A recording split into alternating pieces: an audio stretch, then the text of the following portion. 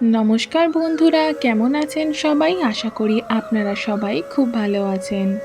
ধর্ম হোক যার যার, বড় মা সবার, এটা আমরা প্রায় সবাই বলেই থাকি। তবে হঠাৎ আমার আজকের ভিডিওতে এটা কেন বললাম, সেটা আশা করি আপনারা আমার ভিডিওর থাম্বনেল দেখেই বুঝে গেছেন।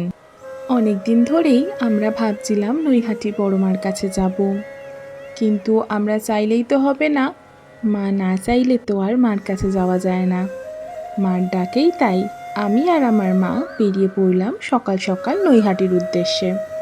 আমাদের সাথে আমার মণিমা আর পিসনও যাবে, মানে আমার পিসি আর পিসেমশাই।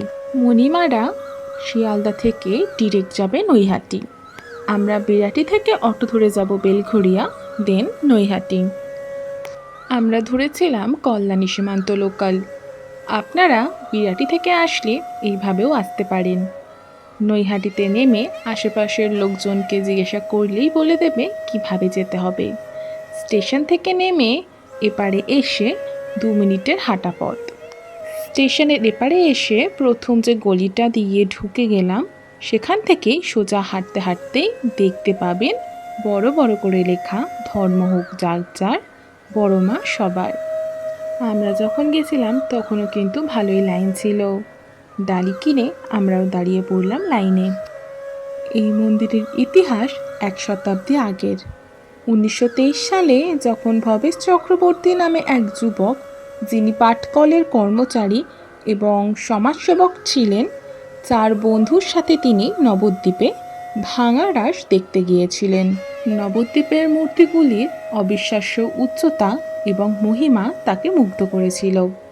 নৈহাটিতে তার বাড়িতে ফিরে আসার পর তিনি একটি স্বপ্ন দেখেন, যেখানে মা কালী, যিনি সেই সময় চক্রবর্তী পরিবারের একজন ক্ষুদ্র দেবী ছিলেন, তাকে নবদ্বীপের মূর্তির মতো 22 ফুট উচ্চতার একটি বিশাল মূর্তিতে রূপ দেওয়ার নির্দেশ দেন। দেবী তাই ভবেশ কালী নামেও পরিচিত। প্রথমে সকলে ভবেশ কালী বলেই ডাকতেন, পরে বিশাল আকার মূর্তিকে বড়মা বলে অভিহিত করেন। 2014 সাল থেকে স্থানীয় ভাস্কর শুভেন্দু সরকার প্রতি বছর 22 ফুট লম্বা এই প্রতিমাটি তৈরি করে আসছেন।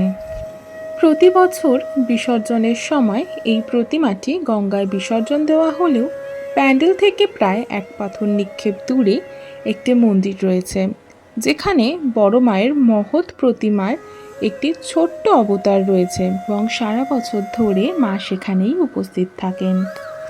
এই ছিল বড় মার ইতিহাস। আমরা পুজো দিয়ে বেরিয়ে গেলাম কচুরি খেতে। সকাল থেকে না খাওয়া, বড্ড খিদে পেয়ে গেছিল। আমি প্রথমবার বড় মার কাছে এলাম।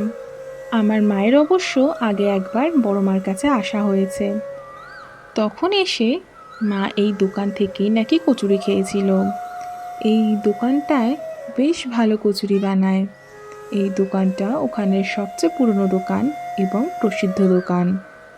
আমরা খেয়ে দিয়ে বেরিয়ে পড়লাম স্টেশনের দিকে, তবে বাড়ি ফেরার উদ্দেশ্যে নয় কিন্তু। তাহলে আমরা যাচ্ছি কোথায়, সেটা আমি নেক্সট ব্লগে শেয়ার করব আপনাদের সাথে। আজকের ব্লগটি আমি এখানেই শেষ করলাম। দেখা হবে খুব শীঘ্রই আরেকটি নতুন ব্লগে। ভিডিওটি ভালো লাগলে অবশ্যই লাইক, শেয়ার অ্যান্ড সাবস্ক্রাইব করবেন। কমেন্ট বক্সে জানাতে ভুলবেন না আজকের ব্লগটি কেমন লাগলো। আপনারা সবাই ভালো থাকুন, সুস্থ থাকুন, ভালোবেসে থাকুন।